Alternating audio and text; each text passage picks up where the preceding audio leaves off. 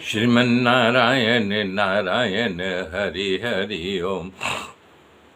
श्रीमन्नारायण नारायण हरि हरि ओम। श्रीमन्नारायण नारायण हरि हरि ओम।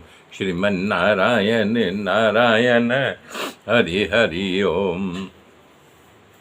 तब सुखदेव जी महाराज राजा परीक्षित कह रहे हैं, दुर्वासा ने भयानक क्रोध किया। उन्होंने कहा, देखो जरा अम्बरीश कितना क्रूर हो गया है, इसको धन का नहीं कि अभिमान आ गया है।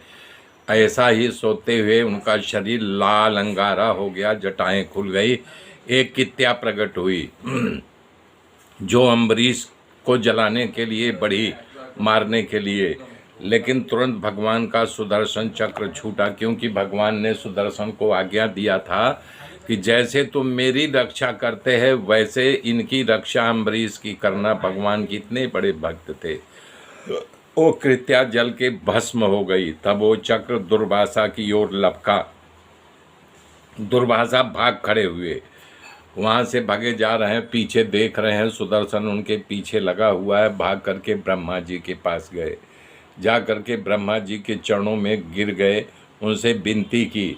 उनकी बात सुन करके ब्रह्मा जी ने कहा कि दुर्वासा जी, मैं भगवान शंकर, दक्ष, भृगु मुनियों, देवों, जितने देवता हैं सब भगवान से डरते हैं। मैं तुम्हारी कोई रक्षा नहीं कर सकता हूँ, यहाँ से भाग लो।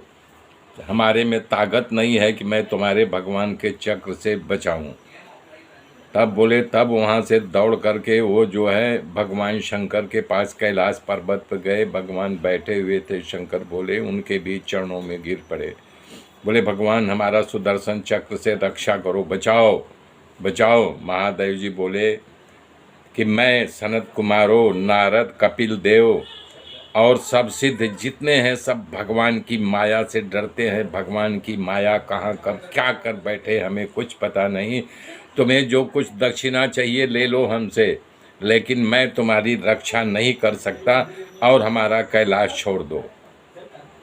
हाँ, एक बात और सुनते जाओ। ये चक्र भगवान का सुदर्शन चक्र है। यदि तुम इससे बचना चाहते हो तो साक्षात भगवान के पास जाओ, वही तुम्हें इस चक्र से बचा सकते हैं, अथवा कोई तुम्हारी रक्षा नहीं कर सकता। दुर्वासा जी निराश होकर के भगवान के बैकुंठ में गए। भगवान उस समय बैठे हुए थे। जाकर के दुर्वासा ऋषि भगवान के चरणों में गिर जाते हैं। बोले, भगवान हमारी रक्षा करो, अथवा कोई तुम्हारी रक्षा नहीं कर सकता। दुर्वासा जी निराश होकर के भगवान के बैकुंठ में गए। भगवान उस समय बैठे हुए थे। जाकर के दुर्वासा ऋषि भगवान के चरणों में गिर जाते हैं। बोले, भगवान हमारी रक्षा करो, रक्षा करो, ये चक्र आपका हमारा जान लेने पर तुड़ा हुआ है। तो भगवान उनको बैठाया। बोले, दुर्वासा, मैं तो भक्तों के अधीन रहता हूँ। भक्त जो है मुझे अपने वश में कर लेते हैं। मैं सीधा साधा सरल हृदय का, मेरा हृदय उनके अधीन रहता है।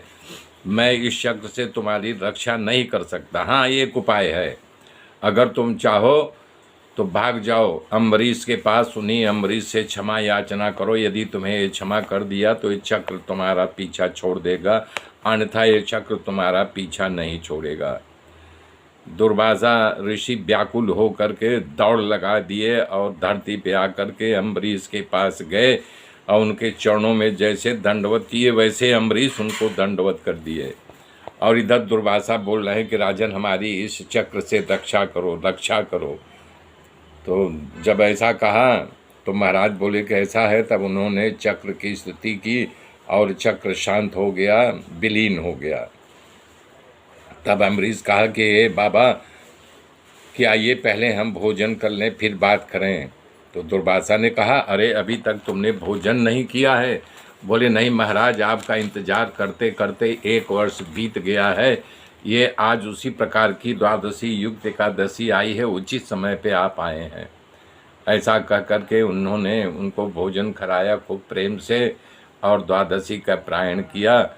तो बता रहे हैं राजा परीक्षित, ये अम्बरीश का जो कथा का श्रवण करेगा, सुनेगा, सुनाएगा, कीर्तन करेगा, वो भगवान का निश्चित रूप से भक्त बन जाएगा। हे परीक्षित, ये कथा पुण्यदायी है, पुण्य को बढ़ाने वाली है। मेरे मित्रों, मेरे साथ बने रहिए, आगे की कथा कल जोड़ूंगा। तब तक के लिए जय श्री राम, जय श्री राम।